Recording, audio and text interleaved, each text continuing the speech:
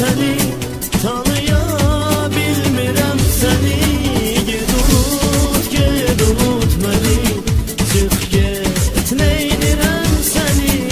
Artıq sevmirəm səni, tanıya bilmirəm səni. Ged unut məni, çıx get neynirəm səni. Çıx get neynirəm səni. Nurlan Sovqatov təqdim etdi.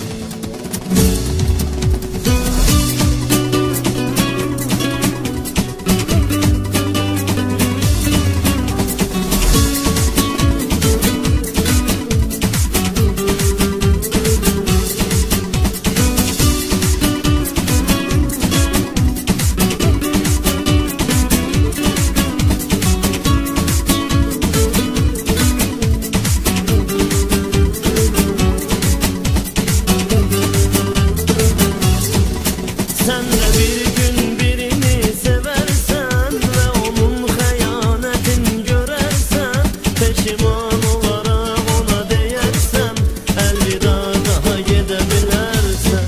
Sen de bir gün birini seversen ve onun xəyanətin görərsən, peşiman olarak ona deyərsən, əlvida daha gedə bilərsən. Əlvida daha gedə bilərsən.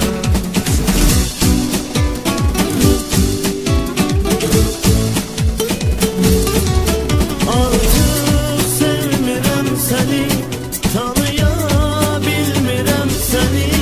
Ged unut məni, çıx get neynirəm səni. Artıq sevmirəm səni, tanıya bilmirəm səni. Ged unut məni, çıx get neynirəm səni. Çıx get neynirəm səni.